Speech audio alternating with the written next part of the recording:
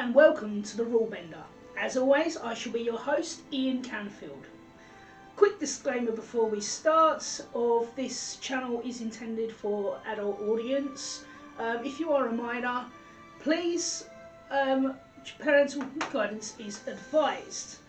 Today we are joining to give hints and tips of how to start your own adventure. So a quick little scenario of: you've just got your D&D books, you want to start out, you plan on running the game, but you're not sure how. This is where I come in to offer some helpful hints and tips and hopefully give you that little starting boost that you need. So first thing you need to remember as a DM is don't panic, don't get overwhelmed, and don't overplan it. Write a skeleton of a story, because from my own experience as well, is you could write so much information. You could have 30 contingency plans or even more, thinking of how the story's going to go, especially if you're writing your own adventure. But your players will always think of the one thing that you didn't. You can trust me on that. For example, I wrote a campaign which was a very steampunk world, very steampunk universe. The party were flying in a B-52 styled aeroplane, and there was a battle on the seas and over in the skies of frigate ships that were equipped with all sorts of guns, and there was this automaton army on the other side. The party, I had a whole battle scene planned out, all sorts of ships laid out on my table, ready for a full-scale battle. My party decided to cast a few spells on their plane, turn invisible, go camouflaged, go around the whole place, and went straight for the flagship. Found the machine that was powering the automatons and ended the battle before it started. Thousands of imaginary lives were saved and my plans were ruined. However, I persevered and it was still great fun. I really enjoyed it because it keeps me on my toes, and that's the great thing about being a DM. So you don't need to panic and don't get flustered if your plans don't go how you want. It's all about just having fun. That's all it's about. Now, when it comes to writing a campaign, or when it comes to playing just a single adventure, if you're working through the books or modules, it's a lot easier. It's a very linear story, so you follow a step-by-step process. Okay, they explore one room, then they explore the next room, and you don't give them options to explore. But however, if you're building a world and you want to give your players room to explore, don't overthink and don't overplan. Now, what helped me a lot was a 4-page system. So I have my DM screen here. DM screens aren't necessary. A notebook will do. You can have an A4 sheet, a book, right here with just 4 pages. Okay? Now, my DM screen I really like because I draw images relevant to the campaign. So these are symbols. I'm sorry, you can't see it very well. However, I will add some pictures to the descriptions of the video. Now, yes, so this, I draw pictures relevant to the campaign for my players. And now, if I open it up, it has a built-in dice tower, which is very helpful, like I said, but this isn't necessary. Now, on my side, I have all my stats and maps that I need. So, stuff that the players don't need to see.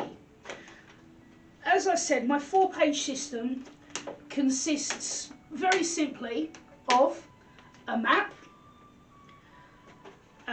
stats of useful information such as drop charts, trap saves, and etc. Some monster stats on another page, and then your story arc, so little bullet points of what you want to feature in your story. Another helpful tip when it comes to time restraints is sometimes the players do more than you expect, and sometimes they do less than you expect. If they do less than you expect, it's easy to rectify that because you just do a little bit of role-playing sessions.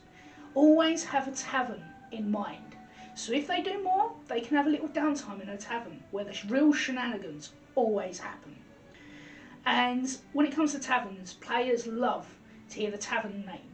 Okay, so always think of a quirky name. It doesn't have to be quirky. It can be, one of my taverns featured in my campaign is called the Rusty Bucket.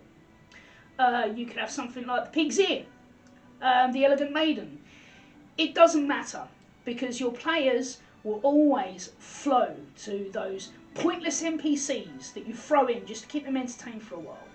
However, if your players don't go as far as you would like them to, don't get flustered.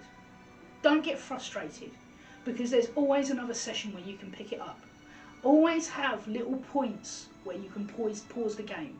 It will help you out in the long run because with those little points, you'll know exactly where you are so you can pick up next time. There's always more time to pick up. You'll see that next to me is another couple of chairs. That's because in part 2 of this video, I shall have 2 of my friends joining me to go through a little role-playing session that I'm going to make up off the spot for you guys to enjoy and hopefully inspire you to make your own story, just to show you how simple yet easy it can be to have a good time. Okay, so just remember those top tips. Don't get flustered, don't get frustrated. It's all about having fun and don't overthink it because an amazing session can happen from a single page. And as well, you'll remember in one of my previous videos I talked about the Table Fable books.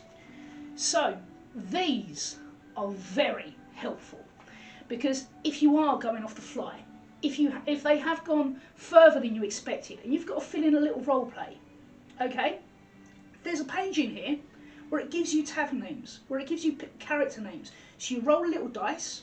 So for example, you roll a d20, whatever the outcome. Okay, so the bartender's name is Ethan. Okay, you've created a character right there, an NPC for them to bounce off of.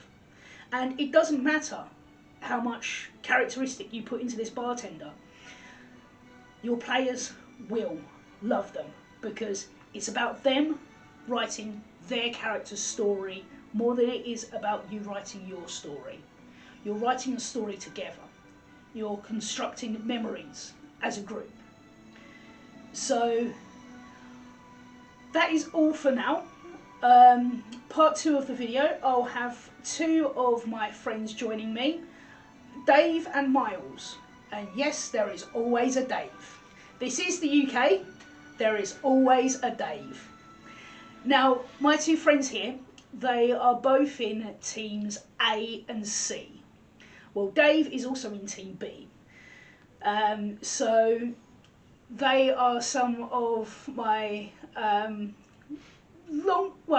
most recent players, but also some of my most frequent players. Great bunch of guys, and they bounce off each other very well. So I hope to see you for that. Till then, have a great time and I shall speak to you soon. Goodbye for now, and I hope I've been a great help.